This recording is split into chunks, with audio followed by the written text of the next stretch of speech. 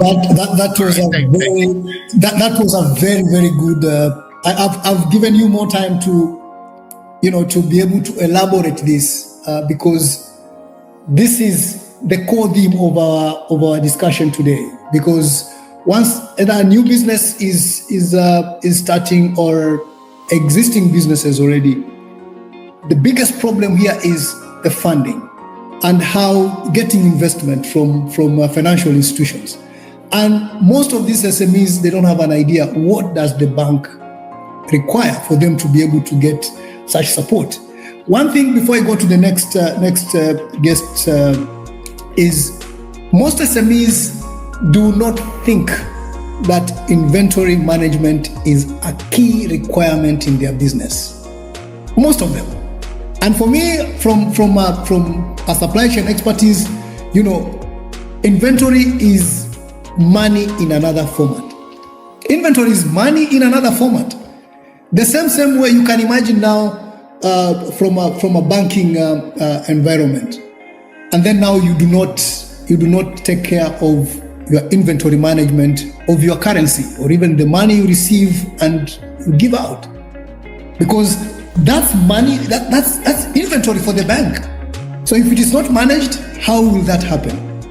So the day we will be able to impart this knowledge and encourage our SMEs and even upcoming businesses to take inventory so seriously, that will be the beginning of their success in their businesses.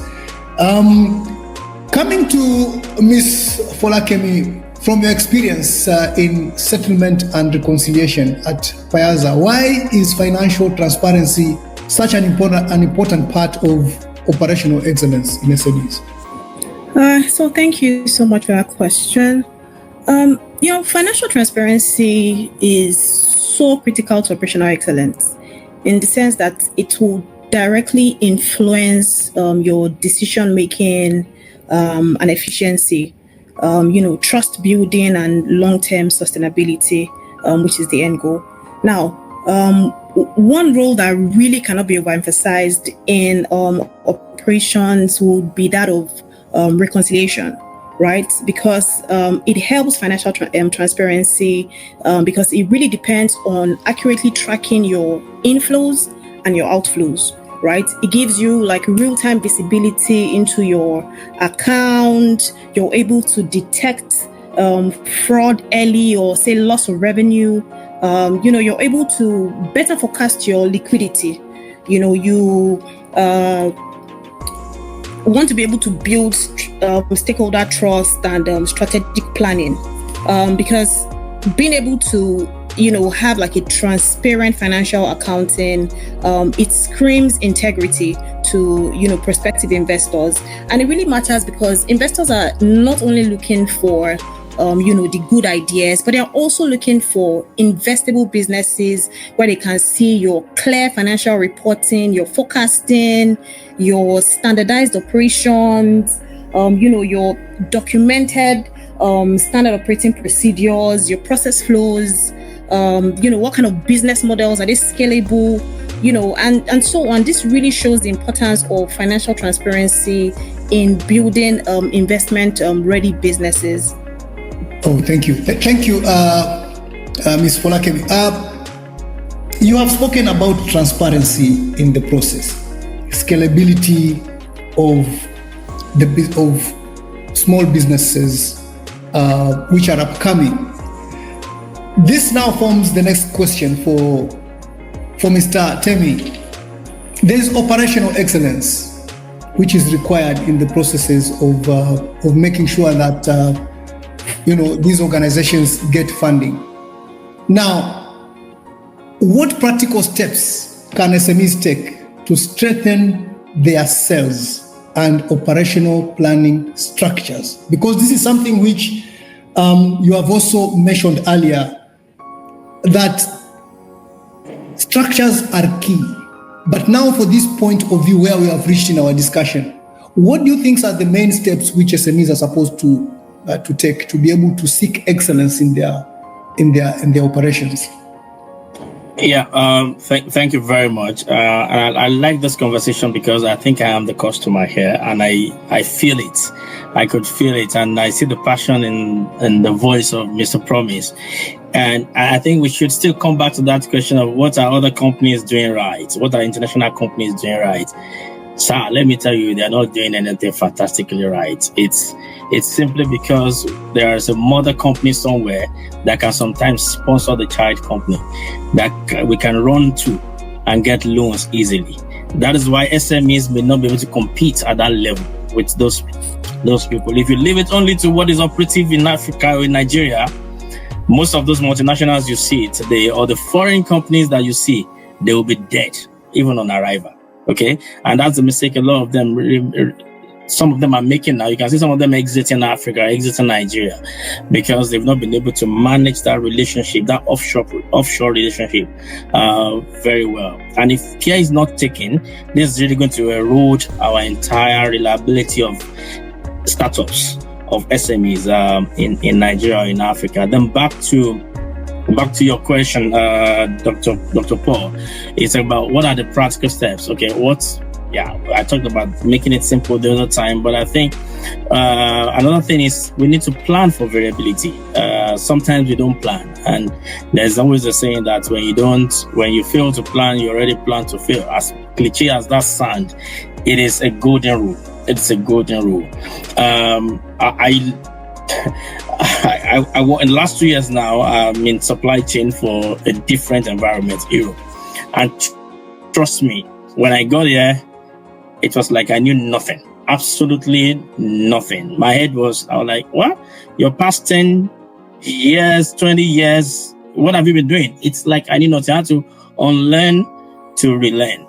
The first shocker for me was when I had to do my first onboarding in a warehouse, in a 50,000 pallets warehouse, and I saw on the board, like in the warehouse, the time of arrival of each trucks with their license plate number. And I was like, okay, no, this is not going to happen, right? Yeah. I saw those trucks and I stood at the window. Trust me, 2 minutes to that time, that same truck came in. I was like, no ways. This cannot happen. You are in Apapa, you are in Ikeja, you are chasing that Baba Tawfik, who is telling you that he's stuck in Lagos Ibadan Express, or he's stuck in Apapa traffic.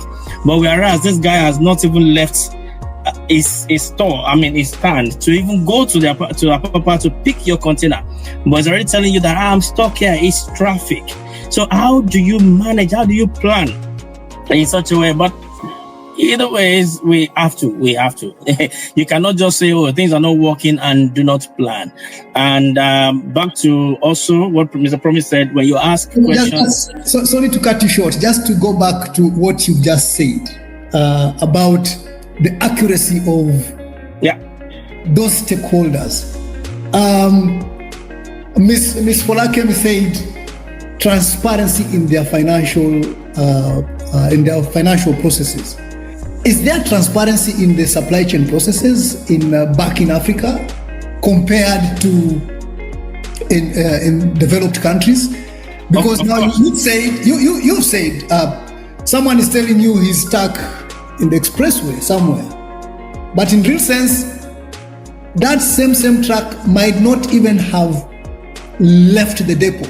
The truck is at the mechanic workshop. He's telling you that he has picked the container, he's on his way, he's stuck, a policeman stopped him, and your factory is about to shut down, and you're already, you have to start running helter-skelter to make sure. And I heard someone talk about, inventory. Inventory is cost. I think you're the one, Dr. Paul. The truth is, inventory is cost. I agree with you. Even one of my bosses will tell you that inventory is a waste. GIT is the order of the day. But can we do it in Africa? So, Mr. Promise, if I come to you and tell you I need 20 billion to bring in raw material to warehouse it, it's because I want to provide for the rainy day. I want to provide for the day that I will not see from him anymore to import. I want to provide for the day custom will come up with a new policy that will get me stuck and then my factory will shut down. I would rather keep that inventory than shut down the factory and allow a competitor to take over. That is the problem. So when you talk about transparency, we need to define transparency in its entirety. Transparency in all quarters is not in supply chain, in the financial sector. I don't even know how much a Nigerian company will get Forex the next week. Nobody can plan with that. They plan with a different rate today. Tomorrow, they don't know. And you cannot go into the market and you want to buy a product and the product price keep fluctuating. You say, that company, they are rubbish now. They keep increasing their price all the time. Then you go to a competitor who will definitely want to sell, but because they cannot afford to stay on the quality side, they will adulterate, they will look for alternatives, they will look for a way out because they want to remain in business. They don't want to shut down and leave Nigeria because they've invested so much, they've built in so much, they've put in so much. So they will do everything possible, including the back door, the window door, not coming to you with a true picture, giving you a different. I'm not saying companies do that, but trust me, companies do that. Okay, some companies will do that. But the reality is that you cannot be so intransparent. Sorry, pardon my English, whatever it is. You cannot be so unclear to a financial setup and intend to now be real in your own operation to your customers. No ways. If I have spent so much to go and get dollar from a bookie rather than get it from the bank, the consumer will pay. The consumer will pay. I'm not going to buy dollar at 150% more than I should have bought from a bank, and you expect me to use to produce and then not increase price. No, and the price will increase automatically because companies will want to stay afloat, companies want to be profitable, SMEs will want to be profitable. So we need to plan for that variability. We need to continue to always plan for that. We need to always make sure that, SMEs, they don't need clarity is important. Align your sales and operation and finance on a single set of number. And that is what S&OP stands for those of us that probably are not familiar with it. It's like the engine of supply chain. It's called sales and operation planning. It simply means what do you want to sell versus your demand and how you're going to supply that demand. Every other thing in between, they are the processes. So you must make sure that your salesperson, your marketing person is aligning with the one source of version of that single number. So if an SME does not even know what its forecast looks like, then how do you know the funding that you need to run for the next 1 year? No. So it's important that we have that in place and make sure that we balance everything and be transparent, be truthful. And at the same time, I'm calling on the authorities, help us as well, the banks, help us, the government, help, the institutions, help these SMEs to be able to grow and to be able to develop and stay in Africa, stay in Nigeria.